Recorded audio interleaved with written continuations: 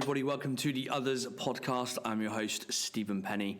Joining me this week, our first Canadian guest, I think, if I remember correctly. If you follow us on Instagram or anywhere else, you probably know this guy. You've probably heard us talk about him numerous times in the past. It is Mr. History Vault, aka OG Vault, aka the sixth letter. How you doing, man? Peace, man. I'm smooth, bro. How you doing, man? Yeah, not too bad here, not too bad. So you're in Toronto, is that right? Yeah, Toronto, Canada. Okay, so yeah, as I say, most people that listen to this podcast probably know you through your Instagram accounts where you buy and sell BBC stuff and Bape stuff, but then also a lot of people probably know you through your music as well. And you had an album out recently. Yeah, a Bathing Ape in a Hot Box. We just dropped that back in November. It's on all streaming platforms and stuff, you know. Good plug. Yeah. Nice early plug in there. Yep. Most people will probably listen to that, but if you have not, get on that, and we will talk about that a little bit more later on, I think. But we're going to start this off with this episode, and we're going to talk about Hypnotize You this week. Classic. Just close eyes, hypnotize you. I think this is a very underrated and slept-on song. Yeah. I don't hear this enough. It's actually a really dope song. I thoroughly enjoy that record. It comes on, I don't skip that shit. I fuck with that. Yeah. I keep that one on every time. Sure. It pops up on YouTube quite regularly. I happily sit there and watch the video. Yeah. It helps that the video is quite easy on the eye as well, I think. But all in all, it's a great song and great video. Just to give everybody the kind of stats and the information, it was the second and final single from Nothing. As most people probably know, it was produced by Daft Punk. It was actually their first production feature for another artist. And they also have writing credits on the song as well. It was released on the 16th of October 2010. I feel really, really old. The video came out about a month later or so. And there are also a number of remixes to this song as well. There were 5 remixes that came out, I think, with the single. Really? The video itself was directed by Paul Hunter, who has obviously done numerous N.E.R.D and Pharrell videos. Currently sitting at 13 million views on YouTube. In terms of chart positions, I haven't really got much info on the chart positions. I know in Belgium it got a fairly poor 54. And that's about all I've got in terms of that. I don't remember it charting very well anywhere, to be honest. As I say, I think this was quite a slept-on song. Yeah, I agree with that. But as I say, this was like the final single from Nothing. I think they only had, was it the 2 singles from Nothing? Obviously, I don't think they were particularly keen in terms of promoting the album. They weren't happy with the album and the label at the time. So it makes sense that they didn't really release much off of it, didn't do a huge amount of promo work for it. I guess this video is reasonably high budget.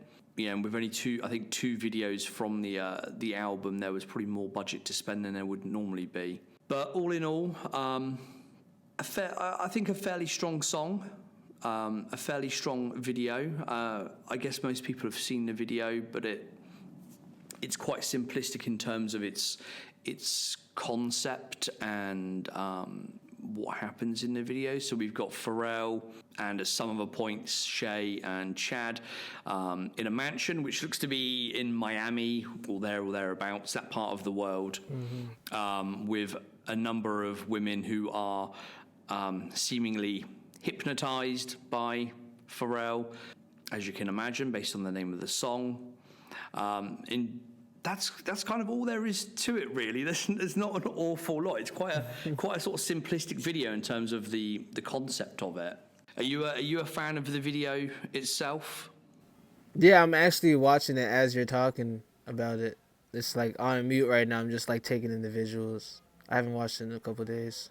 But yo, yeah, I definitely am a fan of it, man. It's sick how they put it together. The aesthetic is very clean, you know, straight to the point. And I don't know if you've noticed this, and I'm just like really trying to analyze it now as I'm talking to you. But there's a few scenes in there where he's wearing the BBC Money Rolls print swim shorts. I wonder if that's the same pair that was in the That Girl video. Quite possibly, yes. Cause they didn't re-release that, as far as I know. No, they haven't. So yeah, quite possibly it is. Yeah, so I'm looking at that. It's pretty dope that he brought that back. If that is the exact same pair. Yeah, and we've got quite a few BBC items throughout the video. We've got the white jet BBC The jet polo, yeah, that's his which is amazing. one of the very few which actually has the astronaut head on the side sleeve too. as well. Yeah. There weren't that many. We've got the tiger camo shorts. I've got noted here, yeah, the yellow money roll shorts. We've then got, I think Shay's wearing a BBC NASA logo hat, and then we've got Chad in one of the BBC balaclavas. I think it was one of the astronaut balaclavas. Yep. That's a classic scene right there. When they're just sitting on the couch. Watching the black and white movie, and I can't... The hypnotist. Yes, that's it. I was trying to think of the name of it. So yeah, we've got some classic BBC items throughout the video. Not too heavy on the Very subtle product placement. Yeah. I think this is where they were starting to get a bit more clever about it. Yeah, as per usual, because prior to that, it was just like in your face. Like, yo, BBC IceCream, BBC IceCream. Yeah, a lot of the earlier stuff was very much like that. It was branding everywhere. Yeah. Everyone was dressed head to toe in BBC. Yeah. And then we had a few videos where we saw none of it whatsoever. Yep. Not quite sure why, but that's kind of what they chose to do. And then, yeah, this is where it's just starting to come back in, where I think we're starting to see a little bit of a resurgence in the brand. It became a little bit more, I guess, grown up around this time. A lot cleaner, a lot simpler. It was turning into a bit more of a grown up brand. You know, it's crazy. At this time in my life, when I was witnessing this change occur, I was like, nah, man. I wasn't fucking with it at all. I was just like, yo, I need that shit from like a couple seasons prior, like the 06 to like 8 kind of stuff. Like, that was my shit. But now, like, I have a bunch of these pieces from like those seasons, and it's just like they just feel right. Like, now I understand it more. At the time, I was much younger and shit. You know, I was really into the flamboyant, flashy type of like style. But it's good to have that balance and be able to mix it up. You know? Yeah, definitely. So I really appreciate those subtle joints. Now, like, my favorite stuff from either brand, Bape or BBC IceCream, is the stuff that's like you don't really know what it is until you see the tags, or you have to pay attention to the small details on it to be like, oh, that's what that is. Like, yeah, definitely. But it's a dope piece nonetheless, regardless of what brand it is. You might see it and be like, yo, that's a nice jacket. What brand is that? Oh shit, like, you know, and then you realize it's Bape, like, or BBC IceCream. Like, that's like my favorite type of piece. Yeah, so not a large amount of product placement in terms of the BBC and IceCream stuff. We've got the of course we've got a Beats boom box, the beat box in the video. I guess we still see this a lot now, but especially around this time, this when Beats was becoming really big and had product placement in every music video going. Pretty much every video there was. Yeah, they were spending a lot of money you know, on their marketing budget. So in terms of the song itself, as I say, very underrated. A really nice beat, a real I don't know how to phrase it, a very sexual song, I guess is a way of putting it. Yeah, for sure. You know, there are a lot of innuendos in there, you know, the behind you, the inside you, used alternately in the hook, and it's kind of got that slow pace to it where it is that kind of, I was going to say romantic, it's not necessarily romantic, but that kind of background music, you know, if you were, let's say, whining and dining your significant other. What else have we got in terms of the song? I'm trying to flick through my notes and see what we've got.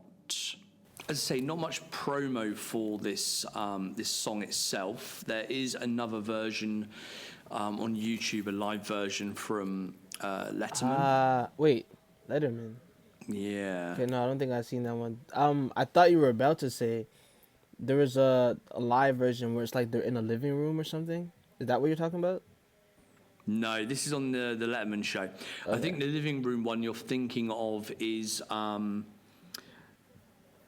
it's in Paris, I believe, and it was for a TV company or something. And yeah, they did 6 or 7 tracks from the album, I think. Okay, that's what I'm thinking. I've definitely seen that. I'm not sure about the Letterman one though. But yeah, go on. I didn't mean to cut you off. My bad. That's right. Yeah, the Letterman one is a slightly strained performance. I'm not quite sure if it came at the start or the end of whatever promo they did. It's not a particularly good live performance.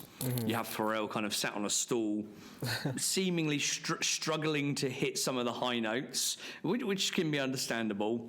And then you've got Chad and Shay in the back looking, I would say, exceptionally bored.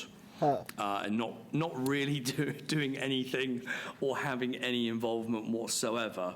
So it's certainly not one of the best live performances I've seen from N.E.R.D. I'm gonna get that one and look after. Yeah, I'll try and put a link in the show notes for anyone that wants to go and watch it. But yeah, don't expect much from it. Yeah, exactly. Don't have high hopes in terms of being entertained by it in any way. That's pretty much all the notes I had in terms of the song. Like I say, the album itself didn't really do an awful lot. The tracks from the album didn't really do an awful lot. As I say, they weren't happy with the album. They didn't do much promo for it. We had this, and what was the first single? Was it Hot and Fun? I think, Hot and Fun. Yeah. With Nelly Furtado. Yeah, which is the track that I dislike the most. She's Canadian as well. She is, yeah. Where in Canada, do you know? I think I Googled it one time, and it was like Nova Scotia. I was so curious, because I remember growing up hearing that she was like Canadian. I'm like, oh, that's cool. Like, I always thought she was American, but no, I think it's like Nova Scotia or something like that. I don't know. But not from around your way, though. No, not from around here, nah. But in the country somewhere. Somewhere. Yeah. It's a big old country. Yeah, anything you've got to kind of mention about the track? Anything you like or even dislike about it? Nah, what I really like is the beat and the fact that like the falsetto mesh of like his vocals and the beat together. Just, I don't know, there's something about it. It's really like cool. I really like that song. Like whenever it comes on, I'm just like, this is a dope song. Let it just, just vibe out to it and shit. But nah, it's not really like one of those songs just like I go crazy about, like, yo, this song here and then this part of that, like, can't really break it down like that. But it's just a dope song. You can just appreciate it, for what it is. Yeah, for sure, definitely. Yeah, it's definitely one that, as you say, when it comes on, I'll always make sure I listen to it. It's not one I tend to skip through. Especially the video. I feel like the video somewhat like hypnotizes you as well. It's like it just locks you in. Like you just got to pay attention. Well, it works very well. There's a lot of kind of close-up shots of both Pharrell and the women in the video of just headshots that are kind of quite tight, where they're just looking into the camera. Which I guess kind of, draws your own eyes into that as well. So it kind of works on that level too. They had it all planned out. Yep. Great record though, man. All right, this was a quick one. Let's try and give this a score of some kind if we can. If you, out of 10 for the song and then for the video, what would you give it? The video, I'll give it like a solid like 7. I'll give it a solid 7. The record, I want to say the same, maybe an 8. Because the beat's just so dope and different. And that's what I love Neptunes for, right? And N.E.R.D. Like, I love their shit for being dope and different. So, it was exactly what it was supposed to be in my eyes, in my opinion. So, yeah, I'd say like an 8 for the record. Video 7, yeah. I think we're on the same wavelength. I would say about the same, yeah. A kind of 6 to 7 for the video for me. It's nothing mind-blowing, but as you say, kind of aesthetically, it's quite nice. And it fits the record, right? Yeah, it's subtle, it's laid back, it's well shot, it looks very good. But yeah, nothing mind-blowing. So yeah, a good 6 or solid 7. And yeah, the song itself would be kind of 7 to 8 for me as well. As you said, the beat works really well with the vocals. You've got a Daft Punk beat on there, which is... Yeah, I always forget that. I always think it's Neptunes, but they co-produced it. They added, like, additional, like, I think, like, synths or some shit on it. Yes, having a Daft Punk beat is a rarity, and I think it Yeah. works really well. And like you say, the vocals kind of match very well with it to kind of get through a whole track, well, not a whole track, but a lot of a track in that kind of falsetto range. It doesn't always work on a lot of songs. It can come across as quite annoying at times. It doesn't Yeah, a always bit sound too right much. if it's not matched with the right Production. track. Yeah. But in this one, it really does work very, very well. Yep. Just unfortunately, there's a lot of those high notes, and that obviously took its toll on Pharrell's poor voice when he was trying to promote this. Yo, don't mean to sidetrack you, but yeah, I just looked it up real quick. Nelly Furtado is actually from British Columbia. Okay. So that's, British Columbia, Canada. Yeah. Fun fact for all of you Nelly Furtado fans out there. Yeah. And where is British Columbia? That's on the west. That's the West Coast. Yeah, my Canadian geography isn't as good as it should be. All right, let's move on then. What have we got next? Let's talk about. We'll leave pickups till the end because I'm sure you've probably got some things to mention. Let's talk about some recent goings on since the last podcast. So recent BBC releases. We've got I can't remember if we talked about this previously. A number of new releases in the UK. Japan also doing some nice stuff at the moment. But the kind of big ticket items, I guess, of the last month or two were the re-release of the Swarovski T-shirts and hoodies. We had the BBC Arch logo, and then the was it the Cone Man, the ice cream Cone Man? Yeah. So a shout, a throwback to the originals that kind of came out. What were they? Season one. Season 1. Yeah. Now, I think as with every kind of re-release we get mixed reviews from the people out there on Instagram and across the internet.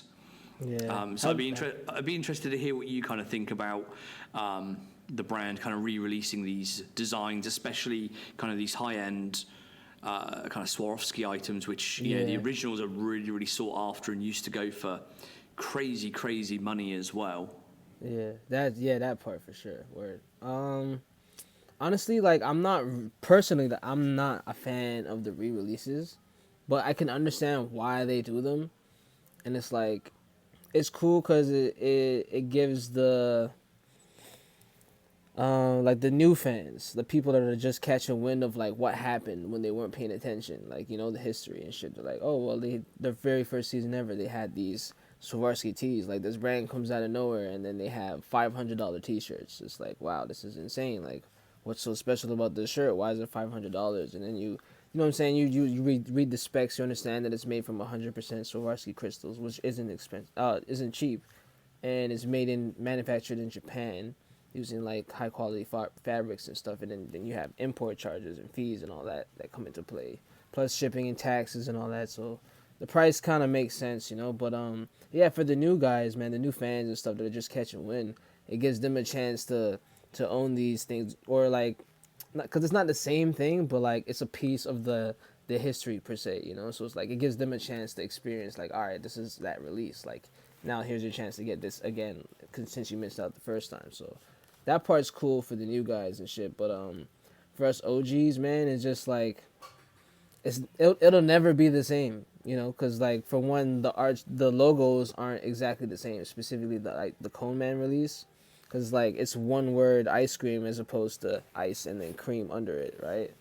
And I've seen some of the pictures of people wearing it, and it looks like it's actually smaller. Like, the print is smaller than the original one. It took up more of the actual T-shirt on the front for the original. Right, okay, yeah. So less crystals being used. Yeah. So that makes sense why the price is damn near half of what it used to cost when it first came out. Yeah. You know what I'm saying? And then you have the fact that it was manufactured in USA as opposed to Japan. So, like, all of that comes into play. So, yeah, it's cool for the new guys. For us, it's just like, man, just leave it alone. That's how I feel about it. But personally, the only thing that I kind of liked about this release, the re-release, was the fact that they did the hoodies. Mm-hmm. That's something different that hasn't been done. They didn't do that the first season. So, like, that's cool. If they just did it as hoodies, I would have been like, yo, that's dope. Like, keep it up, like, but the fact that they did the tees again, it's like, oh man, now the people that have the originals, it's like you get these people that are thinking it's the re-release. Like, oh wait, they did this before. There's the people that didn't even know that this is a re-release. You know what I'm saying? Yeah. So it's like that kind of fucks that whole thing up, and it just personally outside looking in, it's kind of like slightly tarnishing the legacy a bit. Because it's like, if you're going to do something again, why not make it better than the first time you did it, you know?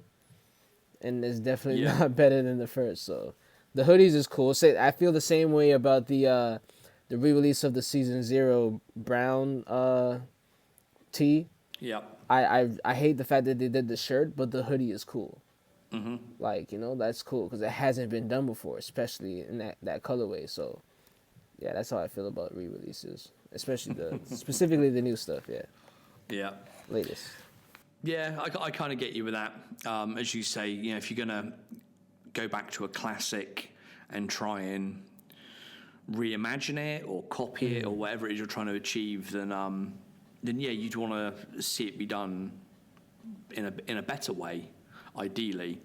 But again, you know, I guess they have to kind of balance out the cost and where they, you know, what their price points are and what the market is like at the moment and what they're, yeah, and there are different brands. Yeah, there are different brands nowadays compared to season one. You see, what it first was. Yeah, season one there was, you know, a bunch of us that, you know, there weren't that many releases. It was kind of quite a small community of people that was really into it. It was very, very niche. And they released really limited quantities, and you know they knew people would queue to get them, and you know they would resell at high prices. Now, you know they don't necessarily want that. They want people to be able to, you know, impulse purchase these things, so the price point has to be lower. You know, you go to the BBC store, you go to the Bape store, you go to any of those stores around there, and they're generally not older people. I know I'm older than you. But they're not generally people of my kind of age that were around when the first releases came out. They are generally teenagers, like people 60, like 15 to like 25 type shit. Yeah, like exactly, yeah. And they don't necessarily have the disposable income to spend $500 or $600 on a t-shirt, and nor would they probably want to either. So, you know, there's a balancing act to and I totally get that aspect as far as pricing goes, and the only way to get to that price point is to cut manufacturing costs, and also, like, you know what I'm saying, kind of just give up other practices that they had in the past to kind of just, you know, make things cheaper and affordable and realistic for them to do. So like I totally get that. It's unfortunate for, like, you know, the sake of like graphic design and, like, you know, the way everything was made before with attention to detail. But, you know, that time has passed. Nothing's going to stay the same. Everything changes. So it is what it is at the end of the day. Yeah, exactly. But, yo, just a side note, because I'm just thinking about it, too. I'm like, damn, like, what could they have done to make this, like, Swarovski release better? The T-shirt specifically, because the hoodie is the hoodie. They didn't do that before. That's new. Yeah. But the T-shirt, the ice cream one, I feel like they could have. It might have been, well, not might have. It definitely would have been more expensive to do. But I feel like if they were to, okay, you see how, hold on, give me a second here. I'm going to show you an example on the screen. Hold on. All right, you see how this is the original comment, right? Season 1. I've got one of them in the wardrobe as well. Yep. Yeah, this is a classic right here. So the only difference is this is the one that doesn't have the cherry on top. But this is an example of what the front is. The outline of this was Swarovski, right? What they could have done for the new one is have this part on the back of the shirt in Swarovski as well. Like, that would have been dope to see, because that hasn't been done before. Like, the Swarovski originals was just the front. Like, they didn't have, though the Coleman design, the tees had this on the back, the Swarovski was the only Coleman that didn't have that at the time. So doing this again like this on the new Swarovskis, that would have been dope. But, of course, it would have cost them a bit too much money, and that's probably why they didn't do it. I wouldn't be surprised if they did. That was an option. Like, maybe we could do this, but it's going to cost too much, and then the price, et cetera, et cetera. But, yeah, I just feel like that would have been something dope to see, because it's a classic design, but that hasn't been done in that way. So it's different, you know? So as people listening, what you're referring to is, you've got the cone man on the front, as we know, but then on the back, just to the side at the bottom, there's a fairly large ice cream logo there as well. It's like a melting logo, yeah. Yeah. So, you're referring to, you were showing me on the screen, that kind of I forgot this is just the audio. I gotta exactly, yeah. I gotta describe that. My bad. Everyone else has to listen, yeah. Yeah. So the back is basically what Penny just said. It's just like the melting logo that says ice cream inside, like the melting ice cream on the back of the shirt. So the bottom left of the shirt, that's where like the print is. So obviously this release, we've got plain white and black and t-shirts and hoodies, and then obviously the clear kind of Swarovski crystals. What I would like to have seen, and what I actually thought they would probably do as well, is inject some color into it. So again, those that listen to the podcast probably know, hopefully follow Bust Down Tees. So Annalise and Sim as well. Hopefully they will be on this podcast soon. So keep listening for that. But they've obviously been doing their kind of custom Swarovski BBC tees now for a while, and they've had the OG logo with the re-releases, the running dog. Was there one other one as well? I can't remember, but they've had a couple. They did the human made tee. It was the human made tee yes, that had that's the right. Lego chains with the chains on. That's right. Yes. Yeah. So with that kind of happening recently, and obviously with their kind of links to BBC as well, I would have thought that BBC would have followed suit and gone down that route and actually done something similar to what they're doing. I was surprised to not see that, actually. You're right. Word. Yeah, because those Cone Man logos on the originals, they're all the different colorways, and the brand itself, especially around that time, those early days, was all about the colors and how they flamboyant style, Exactly. So I would love to have seen some of those colors from the original logos kind of brought into the Swarovski design, you mean, right? Like the exactly. Crystal Yeah. That's what I would like to do, especially if you're just using plain white and plain black t-shirts and hoodies. Yeah. Even a small amount of color, like a stripe of blue, or just a red cherry or something like that, would have really, I think, made subtle, it pop. Yeah, made it look really good. Just to make it, I totally agree with that. And also, they could have just done different colorways. Exactly, yeah. Like of the actual shirts and the hoodies, that would have been dope to see too. Like pastel kind of colorways that suit ice cream, Definitely, yeah. I was quite surprised it was limited to those two colors, and not surprised it was limited to the two designs. But I feel like the ice cream one was only on white tees. Yes. And then the black Arch one, logo was black. It was on the black. I didn't understand why they did that like that instead of having both for each design, black and white for each design, because that's how it originally was. Exactly, yeah, and that's one of the reasons I didn't end up getting one of the Cone Man tees, because I probably would have got one. Yeah, because you would have got the black one. If it was a black one, yeah.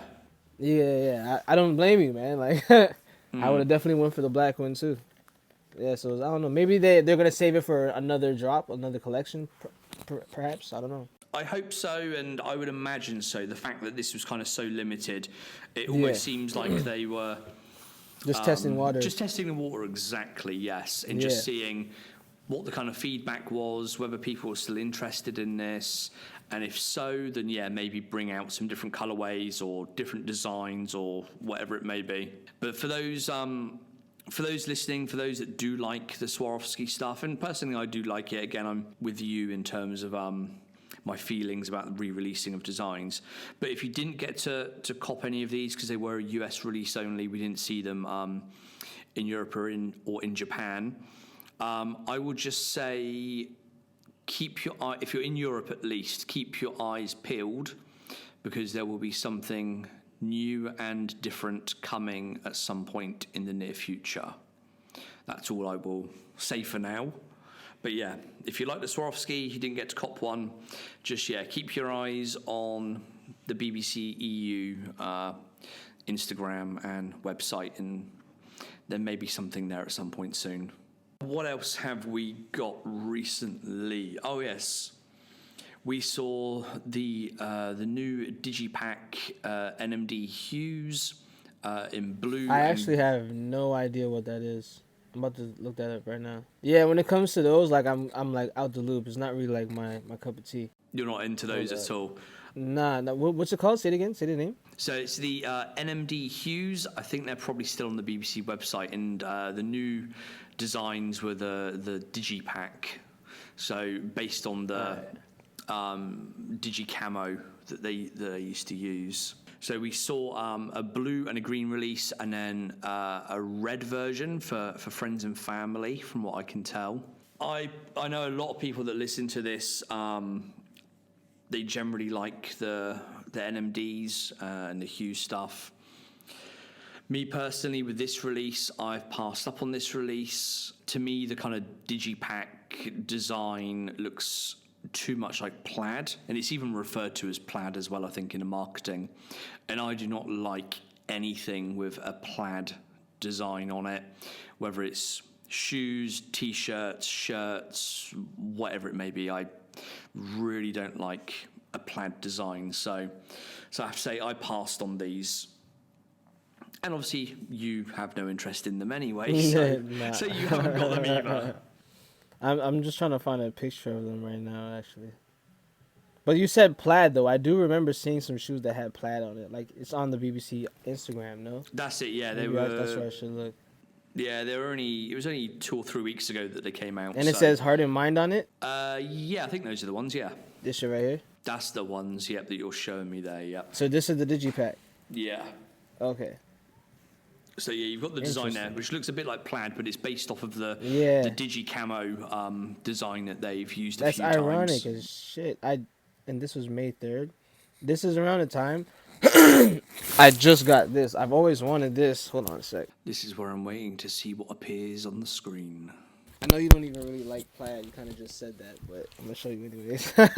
Yeah, but this is the difference. That is, so the thing that is being held up is, one of the Digipack shirts, the pink one with the big kind of astronaut on the arm. That's it, yeah. Classic, this is the kind of pink and black version. There's also, there was a red version, wasn't there, of that? And yeah, and there's a blue one. There's a green one, I believe. Yeah, so this is what the shoes are based off.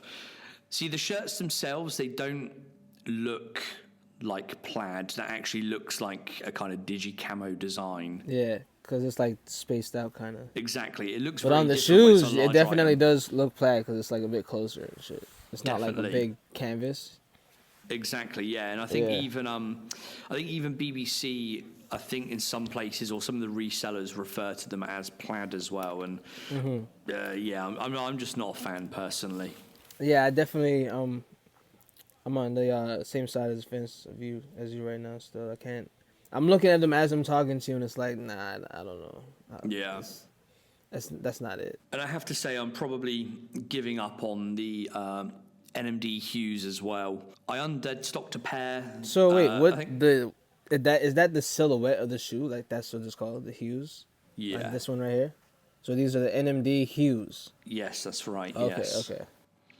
So yeah, we had a sneaker convention here in Helsinki a couple of weeks back. I undead stocked the BBC in-store exclusives from last year. So that's the kind of pink and navy blue striped ones with the Japanese text on. Damn, they hurt my feet. This is what I find every time I wear the NMDs.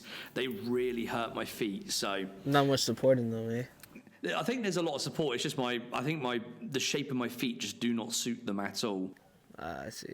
And they're also, I know other people have had this problem as well. They're a nightmare to actually get on in the first place because they have the new kind of, there's no ankle support there at all. It's just kind of material. It's just a hole to get your foot through. So you're kind of trying to force them on, which I don't really like anyway. And then, when I'm walking in them, they're not really that comfy for me. So, unless there's some, really cool new crazy designs that come out in the coming months or years, I think I'll be giving up on the NMDs for now. I think I'll probably keep buying the the tennis shoes, though, if we see more of those, because I think those are potentially the comfiest shoes I own out of the crazy amount of shoes that I've got now.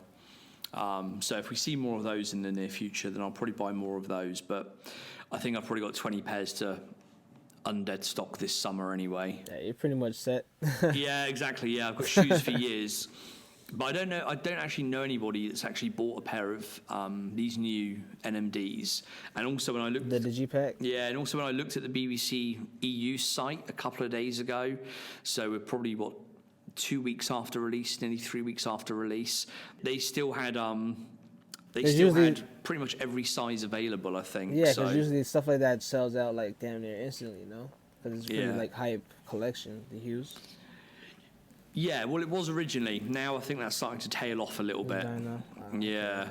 So hopefully we're going to start seeing a bit more space in between the releases, and they're not going to keep, flooding the market as they have done the last kind of couple of years. See, now there was what was it? It was when King did the giveaway challenge, the one that you won. Do you remember that? And one of the challenges was to take a picture wearing or with the new, at the time it was like one of the latest Pharrell Adidas releases, and like you had to be wearing a pair of ice creams too. Okay. Can you vaguely remember? Yeah. It was like a pastel kind of like color collection. There's like a lime green, like pink, like... I'm trying to think. It was probably back then, it was probably the tennis hues, I imagine. I think that's what it was, the tennis hues. Yeah. It had the 3 stripes and said Pharrell Williams on the back. Yeah, that'd be the tennis hues, Yeah. So that time, that was actually the first time I ever like tried on that style of shoe. Yeah. And it's comfortable as shit. Like, it's really fucking comfortable. But... me personally, it's like not my style of shoe. Like, I've always been like, I don't know. I guess they're not even necessarily like I guess you could call them sporty shoes. I don't know, like the Air Force One silhouette, like Bapesters. Yeah. Like, what kind of shoe would you call that? It's like I don't know how you'd categorize it, but yeah. But it's just like the overall aesthetic of the shoe. Like, it's not like super thin material, like a mesh kind of, like, you know what I'm saying? Like, I like shoes like that. Like, I wish that, with this whole Pharrell Adidas thing, they would try and, like, fuck with a shoe that's, like, more durable. You know what I'm saying? That just, like, it feels like a shoe. Like, you don't feel like you're wearing socks, kind of, like. Yeah. You know what I'm saying? I want to see some dope shit like that. You may be pleasantly surprised in the near future. That's all I'm saying. Yeah. I see. Quick question. How do you feel about the Chanel Pharrells? Have you seen the shoes that they did? Yeah, I've seen bits and pieces of them. Yeah, not in person. I know a few people that went to kind of try and cop a few bits, and crazy prices, and everything sold out straight away, even at the obscene prices they were. Damn, I can imagine. Sheesh. Yeah, they were. If I remember right, they were like a sort of Stan Smith sort of silhouette, weren't they? It reminded me so much of the boutiques. Yes. Like, in that little clip he had, like, from a distance, I thought he was wearing boutiques. I'm like, holy fuck, no way. And I got the video and, like, freeze framed it and shit, and, like, zoomed in. I'm like, oh no, this is the new shit. And then they came out with pictures in their stories, like, the day after. I'm like, holy fuck, it's the new shit. And it just I like the silhouette. I actually like those, but man, I ain't got that kind of money to pay for shoes, man. Like, one pair of shoes, nah, man. That's insane. Yeah. That's insane. But they're cool. I wouldn't mind having a pair if I could afford it, Yeah, they were very nice, but yeah, it was not a commercial release by Chanel at all. It was a proper high-end Chanel release. And we're talking, I can't remember the prices that I was told, but I think like the jumpers and the retail hoodies were in the thousands, basically. Yeah, for sure. And crazy. The shoes, if I can remember correctly, the retail on the shoes was $2,000 to $3,000. Yeah, around there, or that might have been resale. I don't know, but regardless, it's definitely not like 3 digits.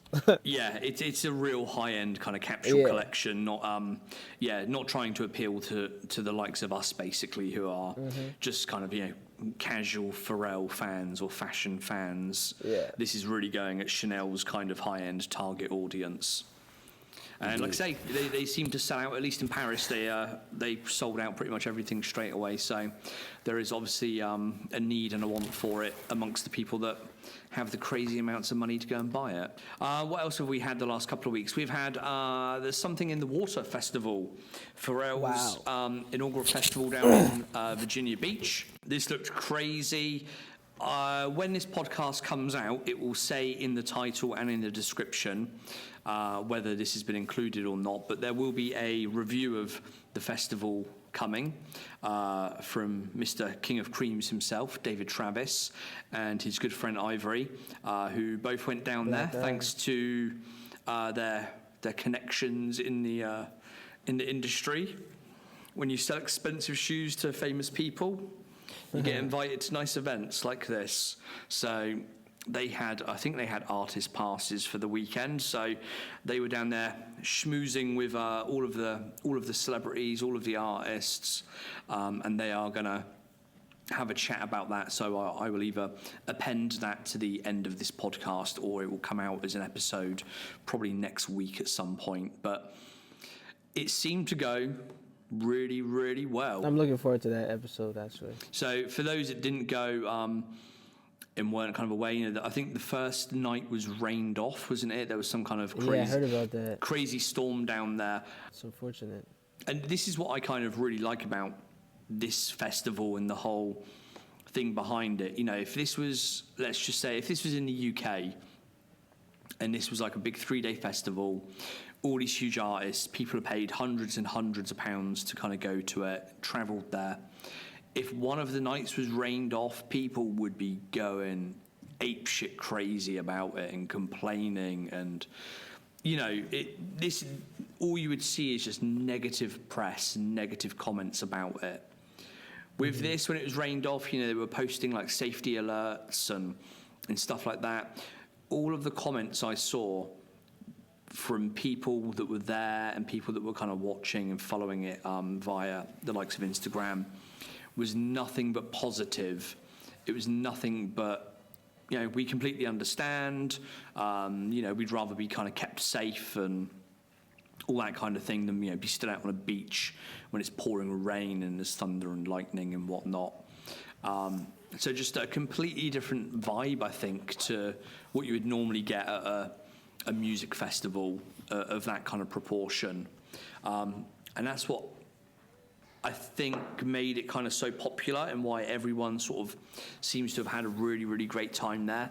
Just this kind of great vibe. People just so happy that, Virginia Beach has now got this event, which hopefully they'll do every year. Annually, yeah. Yeah, and I hope so too, man. Shit. That's like a big deal. Like a big deal. Most definitely. And you look at the lineup there, and as soon as you had N.E.R.D. / Pharrell and Friends, that and Friends bit in brackets, when that's Pharrell, I already knew it was gonna be like, all right. He could literally pick anyone from the world of music, and they're going to turn up, aren't they? And they did, basically. You had Pusha there, you had Timbaland, you had Missy, you had Snoop. Man. What I really like, though, I don't mean to cut you off, man, but like, it was so good to see, like, because all of them are from Virginia and they have lots of history together, like Pharrell, Pushing them, Chad, fucking Timbaland, Missy, like seeing all those guys together. I think Magoo was even there too, no? Maybe, I'm not sure, yeah. Okay, but yeah, just seeing all of them together, just like, wow, like, it was really like, it's just such a good thing to see, and I caught a bit of the Other Tone podcast that they did, and them talking about like each other's productions, Tim and P. Man, that's just crazy to witness. Even though like I wasn't there, watching that felt like I was there, and it's just like, fuck, this is a big deal. Like, yeah, definitely. And I really hope, we saw lots of clips and stuff of it. I really hope they release some kind of video of either the main show or something over the course of a couple of days would be really, That's really cool. actually what I was looking forward to. I didn't even know the other shit happened until like a couple of days ago. I'm like, whoa, they did this too? Like, I thought it was just performances and shit. So I was just like, damn, I'm not even going to try and look for like the snippets on Instagram and stuff. I'm going to wait till like the full set is just online, like to watch in like high quality, So yeah. I really hope they do that as well, yeah. for sure. Yeah, definitely. And yeah, as you just mentioned, Othertone. So the episode of Othertone came out yesterday, which they recorded during the festival. So yeah, there's Pharrell, Chad, Timbaland, and Teddy Riley Yeah. as Oh well. man, legend. Yeah, definitely. With Scott Venner there, kind of hosting it. There is a kind of short video on YouTube, which is only about 17 minutes, I think. But if you actually go to Apple Music, then you can get kind of the full version, which I think is about an hour 20 or something. Obviously not the video, it's only the audio, which again is a bit weird and a bit annoying. I would like to have seen a video of the whole thing. Yeah. But yeah, you've got a short 17-minute video, and then the audio version is available if you go kind of look that up. So yeah, definitely check that out and listen to them in conversation.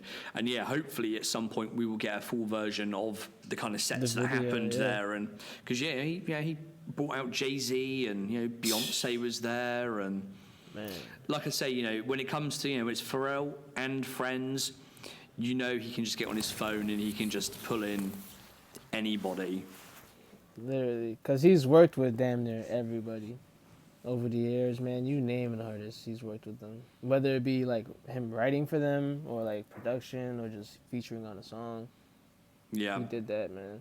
And obviously, as part of all of his shows and the N.E.R.D shows, they have that little kind of medley and part. Yeah, I've caught one of that. At the start of the last third, normally, where you get a few of the tracks. Obviously, in this instance, he brings out the people he does that medley of. So, let's say you had Snoop, you had Busta, you had Diddy. Yeah. Oh man. Jay came out. Just crazy. And then that was like back to back too, so like that's just like what the fuck. Yeah. Oh man, that's crazy. Man, I really hope they make that an annual thing, man. Like the world needs that, man. Fuck hip hop. The world needs that, like. Yeah, definitely. I know they're definitely trying man. to, and I think this went really well. Like I said, I've seen nothing but kind of positive reviews and feedback of it. So, and I think all of kind of Virginia Beach kind of embraced it and was really into it as well. They did a big kind of pop-up church service. They had a lot of local businesses there. Obviously like BBC IceCream were there as well with their merch for the thing. You had Cactus Plant Flea Market doing merchandise as well. Yeah, as well as lots of local businesses, food and merch and stuff like that. So hopefully it had a real positive impact on the kind of area and the community, and they try and get it done. I heard that year. it did. I heard that it really did have a positive impact on like Virginia Beach, Virginia. Like yeah. And that's the thing, festivals big festivals like that can go one way or the other. They can be an absolute shit fest where it's just thousands of drunken people. Making a mess, causing problems, flooding and inundating a kind of town that isn't used to it. Or they can hopefully, be like this is and be a real kind of positive impact, and all of the community kind of gets behind it and wants to enjoy it. And yeah, I heard there was lots of like local businesses that were involved.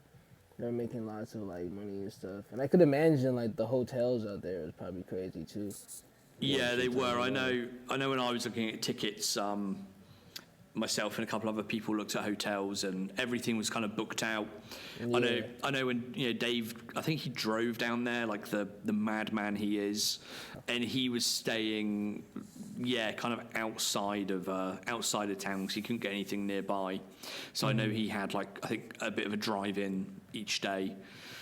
So, but yeah, I'm sure he will talk about that I think he recorded last night, hopefully. So, as in when he sends me the audio, I will, as I say, either add it to the end of this podcast or it'll go up in a week or two where he talks about his whole experience and what he thought about it and what he saw and what he did and all that kind of thing. Yeah, man, I'm looking forward to that, for real. Yeah, definitely. That must have been quite the experience, bro. Yeah, I'm gutted. That's like a dream, yeah. That's like a dream, for real. Like, just thinking about it is like, wow. Because, it's crazy because there's probably a few people out there, I don't know, not everyone does this, but, like, I have, like, this fucking, cause, like, I'm a huge Pharrell stan. Like, aside from, like, the clothes and all of that shit, like, it started with the music, specifically Pharrell, Neptunes, N.E.R.D, like, you know what I'm saying? So the whole Star Trek shit. So I have this playlist. It's like divided amongst like three different playlists at this time, because that's a long story. I'll get into that later. But this phone right here has. I gotta scroll to the bottom of this. This one has 500 songs that are like all produced, written by, and or featuring Pharrell or Chad, right? And then I have another one on this phone that has, and it's all different songs. They're not like duplicates and shit. This one has 274. Then I have a Spotify playlist that has like close to 1,000 and something. I don't know. But anyways, the point I'm trying to make is that I always have this music playing like daily, Yeah. amongst other things that I listen to, but like it's mainly this stuff. Like, cause I've always, it's like I grew up on it. It's like an era that like I'm really like you know what I'm saying. Like I'm really like in that era. So like, yeah, man, I love the music, this the aesthetic, the meaning behind it. Like, you know what I'm saying, how it motivates me, how it makes me like, deal with certain emotions and shit. And it's just like really positive vibes to just have, like, even playing subtly like throughout your day and shit. But yeah, like just for a person like me and having that like daily in my life and going to a festival like that, that's literally like a dream. Cause it's like the music is living in front of you, like, you know what I mean? Like that's just like crazy to witness. I can only imagine that to be like, wow. So I really hope they make it an annual thing so I can get the chance to, you know what I'm saying, pop up to one of those and just live that out. Yeah, definitely. If they do make it an annual thing, then yeah, I think myself and Dave and a few other people have already chatted about it. We'll have to try and do an Others kind of meet up and recording of some Hell kind, yeah. and just get a whole bunch of us down there and enjoy ourselves. Yeah, man. All right, let's move on then. Let's get on to you. Let's talk about you. All right, man. This is your time. Let's start with the clothes, and then we'll kind of get on to the music and stuff. You did just kind of touch on there that you've been into the music itself for a long time, as well as the clothes. I think most people on Instagram will know you because of your, not just kind of the buying and selling, but also your kind of large personal collection of rarities and things like that. So how did you kind of first get started in the collecting of it all?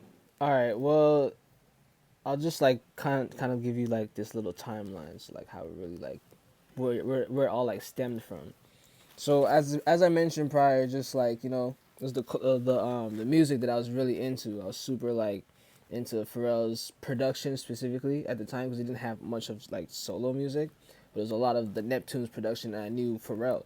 I didn't know much about Chad for a while. I didn't even know Chad was like involved. Like I thought it was just Pharrell, and then I'm like, oh, this guy does it with him too. Like this is so dope, and he's Filipino. That's amazing, because like at that time I grew up around lots of Filipinos. Like a lot of my best friends were Filipinos. I'm like, oh wow, there's like a famous Filipino guy that makes this like really dope ass hip hop music and shit. You know what I'm saying? So like that was a cool thing for me too. But yeah, it just stemmed from all of that. And one day I turned on, I believe it was BET. I believe it was BET. I was like 11 years old. I'm watching BET, and the front video comes on. I'm like, wow, this is like the first time I'm hearing the song, everything. And I'm like, this is the guy. Like, okay, like he has a song now, like he's singing. Like I didn't, you know what I'm saying? So I'm taking it in. I'm like, really, like this is so dope. Like it's interesting, right? So I'm just like captivated by the visuals, and I'm like noticing this shirt that he's wearing. I'm like, what the hell is BBC? Like I'm trying to like make it out, because like he's moving and shit, right? And I read it, it's Billionaire Boys Club, and I see like other like subtle placements of the logos throughout the video, because like I'm very like I'm very like I guess analytical of like when it comes to shit like that. I'm really like I'm big on attention to detail. So I'm watching these things. I'm like, oh, there's that logo again in the corner, and then the shots where they show the it's like the little cupboards that have the folded up clothes and the shoes in them. Like I know there's different pairs of like Bapes and shit, but I just saw these shoes that had stars. I didn't know they were Bapes. So I'm like, yo, what the hell? Like those Nikes have stars. Like what the fuck is that? Like And I saw the folded up BBC tees. And then I see this Asian guy with this shirt that says a bathing ape. I'm like, what the fuck? Like, what is that? And his hat said bathing ape. I'm like, yo, that's kind of cool. Like the way the letters and the logo looks. So after that, I Googled both of them. I typed it in Google. I'm like, Billionaire Boys Club. I couldn't really find anything. I'm like, all right, whatever. Bathing Ape. And then I find the Bape website, but it's in Japanese. Because they didn't have Bape US at the time. Like, it wasn't even a thing. This is 2003. So I'm like, what? Like, what is this? Like, I'm trying to, like, I'm just clicking shit. Because I didn't have a translator. I didn't have, like, you know, none of those built-in, like, apps into the internet to kind of just, you know, warp everything into English or whatever. So I'm just clicking random shit, and it's just bringing me to different pages. And I'm seeing some of the clothes and the layouts, and they had this song that was playing on the website. It's like a beat. It's like on loop and shit. I'm like, what? This is so cool, but like, why is it like Like what Japan? Like, is this Japanese? I didn't know what it was. It just wasn't like, you know, I just knew it was some sort of Asian language, you know. And it just like, yeah, I'm just taking it all in. I'm like, wow, this is really, really dope. So I just started to follow it since then. You know what I'm saying? So then came, I guess you could say, like a couple years later. I want to say like maybe 2005. Because I was following it in between, and then I heard about the release. Like, I found out that the BBC thing was was like a partnership basically between Pharrell and the Nigo guy that saw the video. I'm like, oh, that's the guy. Cause I'm seeing pictures in like these blog posts and stuff like that, right? So I'm like, oh, that's the guy that was in the video. We're in the Bape thing. Like, I put two and two together. I'm like, oh, that's him. So oh, they had this brand together. That's amazing because I like this brand already. Like, so what? This is Pharrell's brand too. This is even better. Like, like, you know what I'm saying? So I'm just really into it. I'm following it. And then I see that they're doing shoes. I'm like, wow, these shoes looks like they're so cool. Like, the box looks like ice cream. Like, what the? Like, you know, it's just, imagine being like 11, 12, and then just like all of these things are like popping up. It's just like this new hype. But it's like not everyone knows about it. Like, it's just like me and maybe like two of my friends knew because I told them. And they're like, yo, this is dope. So they were like into it because of me, but like they're not super like, you know, like as intrigued and like really like into it as I was. Like, they kind of like just appreciate it for what it was, but they're not like, yo, I need to have this. Like, I need to find out more. Like, you know what I'm saying? Like, that's how I was. I'm like, how do I get my hands on this shit? Then I see the prices. I'm like, oh my God. Like, they make this just for famous people. There's no way I'm going to buy this ever in life. Like, what the fuck? Like, they made this for people like them. I swear, like, this brand was just made for famous people. Like, you got to be rich and famous to be able to buy it. Like, that's like, what I was thinking as a kid. So I'm like, how the fuck am I going to afford this stuff? And then, I think 2006, fast forward to 2006, they have, well, around that time, season 2 of BBC IceCream. But there's this boutique around the way, around by where I live in downtown Toronto. It's called Livestock. And it's the only boutique in Canada that just so happened to have an account with BBC IceCream and was carrying their earliest seasons, well, current seasons, in store. So when I found that out, I was like, holy shit, because like I'm a super fan, right? So I'm always on the website. I'm always looking at the new releases, and like I did this thing where I would always fill up my cart and like pretend to check out. It's like, all right, like, you know, and just kind of like, it was weird. I was a little kid just like on the site, just like really drooling over all of this shit. Like, man, one day I'm gonna get this stuff. Like, you know, one day. So yeah, in that the website there was a part where they show the retailers. So I'm looking to see if, like, you know, like, when are we gonna get something in Canada? Like, it was showing everywhere but Canada. And then all of a sudden it says Livestock. I'm like, wait a minute, like, that's up the street. Like, what? So I ran to the store and I just seen the shit in front of me. I was like, holy fuck, like, this is amazing. I got to like feel it, like the quality. I noticed the tag was like this like suede material and it was like a flag almost. I'm like, what the fuck? Like, I've never seen this on clothes before. It was so like high quality. At that time, it literally was a luxury streetwear brand. This shit was insane. So I'm just seeing this stuff, and I made it like a ritual of mine to like visit the store every chance I got. So like sometimes before, like if I was one of those days where like I started class late, cause you know what I'm saying, like I kind of skipped a few periods or whatever happened. You know what I'm saying? I'm just young in high school and shit. At this time, I'm like, fuck it, whatever. Sometimes I would skip school to just go to the store and like just hang out with my friends, play basketball, then go to the store and just look at the clothes and shit, right? So I'll do that, and then sometimes I visit them after school. So it's just like a thing I always did. I was just like into it, super into it. But then I started to get this. I had this job downtown at like, what was it called? Johnny Rockets. I saved like my first 2 paychecks and bought a shirt from Livestock. The shirts were like, I think there was like basically like 200 Canadian dollars. So Do you like remember which design it was? Yeah, I'm gonna get into that. I'm just trying to remember the exact amount, but it was yeah, it was about 200 Canadian. So I bought a shirt, and I forgot what else I bought. It wasn't anything BBC IceCream, but I think I bought a G-Shock or some shit like that. I bought something. But anyways, it was I remember for sure I got a black BBC IceCream tee. It was the money rolls. There's the one that has like the different money rolls on it. There's like a yellow and a blue one. Yeah. And on the back it has the Arch logo that says Billionaire Boys Club. That was the first shirt I ever bought.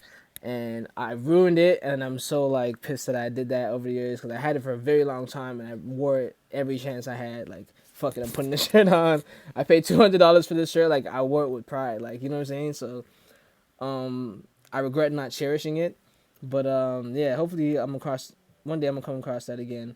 But yeah, it started with that. So that was my first like official piece was BBC Money Rolls tee, and yeah, I didn't really spend too much time trying to save up more money to like get the stuff like then, because there's a lot of shit that was going on in my life at the time. I'm like, I can't just keep spending $200 on shirts. Like, I want to get a hoodie next, and that's like $500. Like, you know what I'm saying? Like, that's a lot for me right now. I can't like do that. I got other things to like take care of and try to like work towards.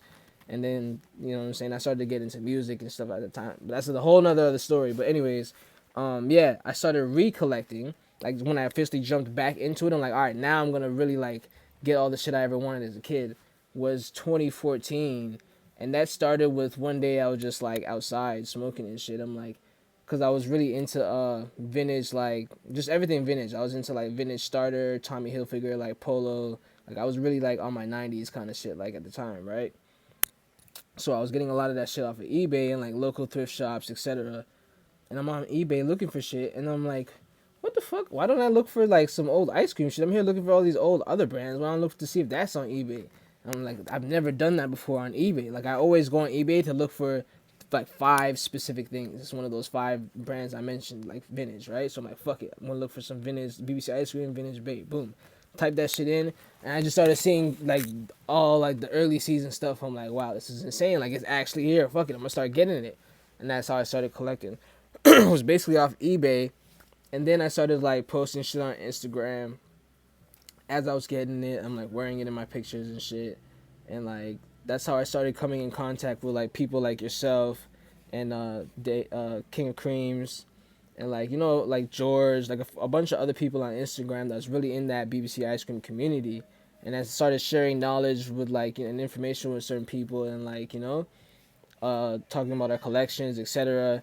And that's how I started getting more pieces through trades. And then I meet people like overseas that are really like kind of out the game, and they have a lot of shit just laying around. Like, hey, I see that you're interested in this stuff. Like, you wear a lot of this stuff. Like, I got this shit laying around. Like, it kind of means nothing to me now. Like, I'll give it to you for this much, whatever. Boom. Like, that's how I kind of like expanded my personal collection. And yeah, that just like it kept like, it was like a snowball effect, and it just fucking tumbled into where it is now. It's just like ridiculous. But yeah, it stemmed through that music video, man. Seeing Frenton all the way down to fucking seeing the shit in person in my city, you know what I'm saying? And then yeah, finally having that epiphany one day to fucking look for the shit on eBay, and then it turned into this crazy mess. Yeah, it literally is a crazy mess, man. Look at this shit. It's a crazy mess. Yeah, I can. Yeah, so for those listening, yeah, I'm Yeah. seeing what goes on in the background. Yeah, it's yeah, I'm similar as well. I have luckily a kind of big walk-in closet in the apartment, and that is literally the whole thing is just full of BBC IceCream stuff. Yeah, I could imagine, bro. It's yeah, getting slightly ridiculous. So time to lay off it a little bit at least. And it's like every chance, like every day, I'm like, all right, I'm gonna chill. I'm not gonna buy no more shit because I don't need any. It's not like I need any of this stuff. It's like a really strong desire. You know what I'm saying? So it's like it's very tempting. It's like I don't need this, but I really want it.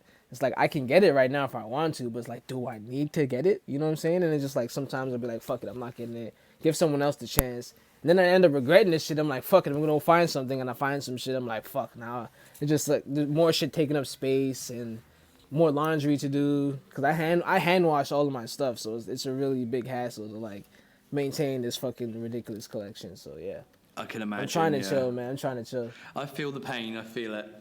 So out of all of the bits that you've got there right now, what's your personal favourite piece that you own? Personal favorite. It's a tough one, but right now I actually want to say this Star Trek jacket. The season, I think this was season 2 or 1, one of the two. If it's not this, it's the black Swarovski Coman, the original. I have the black one. It's in there somewhere. But yeah, that one, and probably if we're talking just BBC IceCream, it's either this, the Star Trek jacket, the Coman, Swarovski Coman, or I want to say my velour tracksuit. If not, my running dog bucket hat, the white one. It's a lot of shit, man. Cause Yeah, it's like always it's hard to stuff that choose, yeah. yeah, there's stuff that like I always wanted as a kid, and the stuff like I specifically had in that fake shopping cart that I had. You know, I'm Yeah. trying to like pretend to check out. There's a lot of that stuff that I have now, so it's like I'm really happy to have them, and they're a lot of my favorite pieces. But it's really hard to like pick, Just pick one one, yeah. single. Yeah, so I have like a group of favorites, but I can't really pick one. It's really tough, man.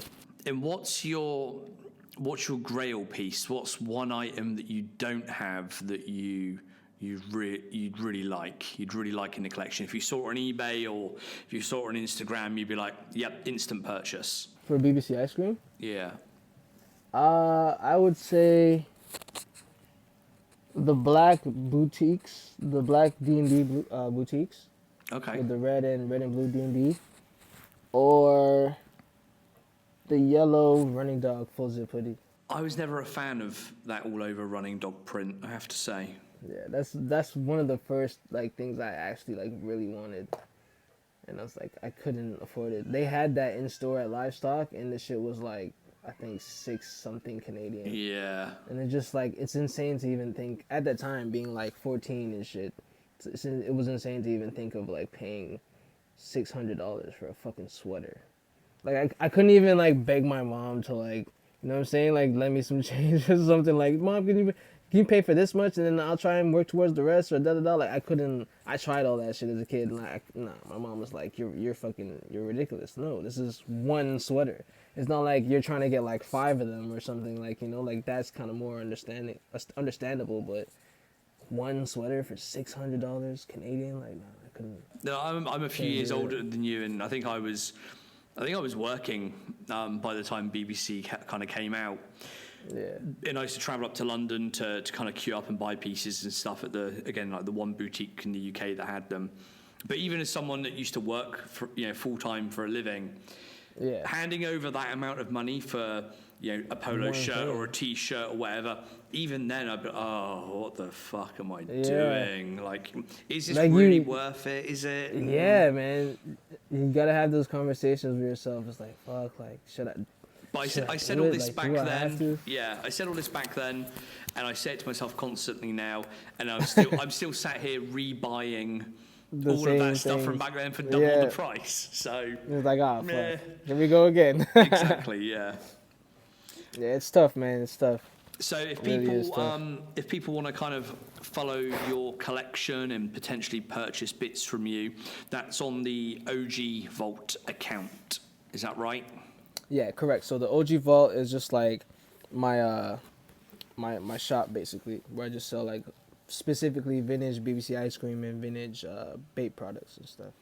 All right, we'll put a link in the show notes to that, and then you also And that's like all stuff that's like separate from my personal collection. I might post some of my personal collection, but just as like gallery.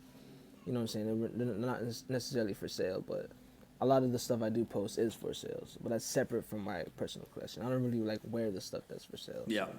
Just for people like out there trying to like understand it, because a lot of people see my collection and they think that's the OG Vault, like what's on the page, and that's not the case. It's completely separate. Yeah, and then what I like about your selling style, whatever it might be, is your, as you always say, communication is key. Yeah. And I appreciate that in someone that buys and sells stuff that, you know what the value of something is. It has a price, but you're always open to discussions and offers. Yeah. As long as they're not stupid, Always. obviously. So I think myself and other people that follow you kind of appreciate that, and certainly the people that buy from you, I'm sure, appreciate that as well. Thank you. And also you also drop a bit of knowledge in terms of Bape and BBC and IceCream on your other account, which is History Vault. Correct. Yep. So yeah, if you want to know some of the origins of Bape and BBC and IceCream, or things that have happened throughout the years, different releases, how and where things were made, all that kind of stuff, then make sure you check out History Vault as well, because there's loads of really interesting posts on there. And even every now and again you'll post something and I'm like, oh shit, even I didn't know that. Well, like, is that true? Is that definitely? And even I get schooled sometimes, and I like to think I know a fair amount about this stuff. Yeah, and it's like I'm at the end of the day, I'm still a student of all of this stuff. Like, I've been a fan of it for, I think, 16 years now, but like, I don't know everything about these two brands. There's still so much shit that I don't know. So it's like every day I learn shit that I didn't know before. Or it's like I would know something and it's like something attached to that something that I know. It's like, oh, that part too. Like I didn't know they had some sort of correlation, like that kind of sort of stuff. So always learning daily, and I try my best to share it with everyone. And that's basically what I made that page for, just to like share my accumulated knowledge from like over the years and stuff.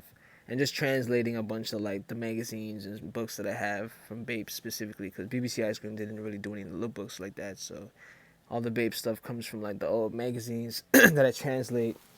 And yeah, just talking to people like I mentioned before, like different collectors around the world, people that know these kind of things, people that were there with certain people that worked at the stores, etc. And mainly the magazines and stuff like that. So that's where a lot of this stuff comes from. And shit that I knew as a kid. And I'm sure, a lot of people that follow you appreciate. I know I appreciate, because I know there's a lot of us out there that have been collecting since day one, still collect, and have a lot of knowledge about this stuff. But I know personally, like, I just can't be bothered to like be posting shit on Instagram all the time. But it's good to know that there's someone out there that's kind of actually dedicated to doing it and helping kind of school a lot of the younger people that are kind of coming into it as well, and kind of dropping all this knowledge on everybody as well, and putting the effort into doing that. So it's definitely appreciated throughout the community. I know that for sure. Let's wrap up because we're going quite long here. We'll wrap up. How long has it been? Yeah. Well over an hour so far. Let's see what I can get the edit down to. But let's quickly talk about your music as well, that we've kind of briefly mentioned a couple of times. All right. And as you said, you had an album out towards the end of last year, and then you also recently put out the Bape God video. Really nice video, really nice track, I have to say. Thank you very much. So yeah, just give us kind of a quick overview of your music, what you've released, what's out at the moment, what you're kind of working on, perhaps, all that kind of stuff. Okay. All right. Well, for starters, I've been making music like seriously. You know what I'm saying? Taking it serious and stuff since 2009, so about 10 years now. I've been like, putting music out since then and just trying to like make a name for myself in the industry and like local scenes and abroad. I've done lots of shows opening for like big name artists from like Wu-Tang to fucking like D-Block, a lot of like classic OGs, a few new people like Kendrick and A$AP Rocky, that kind of stuff. Juicy J was OG, but at the time it was kind of like in that resurgence era of like him dropping music again. But just like a whole bunch of stuff in and out of Canada, Toronto. And I dropped a few projects during those years, like 2010 to like 14. My last project was out 2014, called Northern Playlist to Get High Music. It was actually inspired by Outkast, Southern Playlist to Cadillac Music. So it was just like a play on that album title, and then it was just sonically just a compilation of like all my earliest musical inspirations balled up into one big project. And fast forward to 2018, because that's when A Bathing Ape in the Hotbox dropped. I was just in that mode of like, just trying to get back onto the scene and like, continue to make a name for myself and network. So I had to like rebrand a bit, but like it was like a natural occurrence. It's not one of those where I had to like sit down and kind of like think of like, okay, like how do I reintroduce myself? Because like the time between my last album, which was Northern Playlist to Get High Music, to the new one was 4 years. And like I mentioned earlier, I started my recollection of BBC IceCream and Babe 2014. So this is like a few months after I dropped the album. I started like my collection and stuff. So like my style kind of changed into what it is now. And a lot of that did go back into the music as well, because like I went to backtrack into all of the shit I used to listen to as a kid in that specific era of like Neptunes and like what was popping in the early 2000s and shit. So that kind of had played a part on that as well for like my musical style and like preference and like my cadence and that type of stuff. It came from all of that because it was like what I was constantly absorbing and digesting like daily. Like I'm always I like every day I was watching like videos and shit, and like I mentioned before, I had the playlist running, and then I'm with my bro Raz making beats, and we're making beats that are like, you know, on that level of like, it's all original production, but like on that level of like Clips, Hell Hath No Fury, kind of like mixed with Cool Kids and a little bit of like, I don't know, I guess you could say like Currency or some shit for the Reed references and stuff like that. So that's kind of like how that new style came to be for my artists like myself, the Six Letter, like in my in my music and shit. That came from that, just like that daily, like, you know, routine of me just digesting the stuff that I was really like into as a kid, turned into that. So boom, then comes the project. I put that out and working on visuals. There's a few more that I got to put out before I jump into this new project. But the new project, I guess I could give you all the titles. So the new project is going to be called Epiphany, but it's going to be spelled with Piff instead of, yeah. So Epiphany. So that's going to be the album. I might drop something in between. You know what I'm saying? I might just drop a little short EP in between before the big boys. So be on the lookout for that. Lots of new music coming. I'm always working on stuff. I'm always writing every chance I get. So there's always going to be music. And a lot of great expansions to the vault coming very soon as well. Trying to, you know, bring that to another level, launch a website, etc. So yeah, just be on the lookout for a lot of vault coming real soon. A lot of vault and a lot of music from the Six Letters. So yeah. Nice, that's what we like. All right, we'll make sure all the links are in the show notes to your various pages and to where people can obviously stream the music and watch the videos and all that stuff. But yeah, you know, if people listening, if you're a hip hop fan and you haven't for whatever reason come across this stuff, then I highly recommend that you go and check it out. Really good stuff. All right, let's wrap it up there because we're nearly at an hour and a half. You can find the show notes and all of the other episodes and all of our information over at theothers.net. You can find us on Instagram at, what are we? Others Podcast on Instagram? Yes, Others Podcast. Yeah, that's Others right. Podcast, yeah. It's been so long since I last did this, I couldn't remember. Yeah, Others Podcast, that's it. And you can find me at Steve R. Penny. And where can people find yourself? You can find me at the Six Letter at THE, the number 6 THLETTER, or my shop account at OGVLT, or at History Vault, which is the word history, HISTORY VLT on Instagram. So one of those 3 accounts, you can hit me up. Great stuff. And yeah, if you're listening to this in a podcast app, then scroll down and the direct link will be down there in the show notes for you to go and have a look and go and follow, and make sure you do. All right, well, we'll wrap it up there. You can, as I say, follow us on all those different places, Facebook and Instagram and Twitter and everything else. You probably won't hear Dave's recollection of Something in the Water after this, because this is really, really long. But keep your eyes peeled for that in the coming weeks. And we'll leave it for there. So we'll speak to you next time, everyone. Bye-bye. Peace.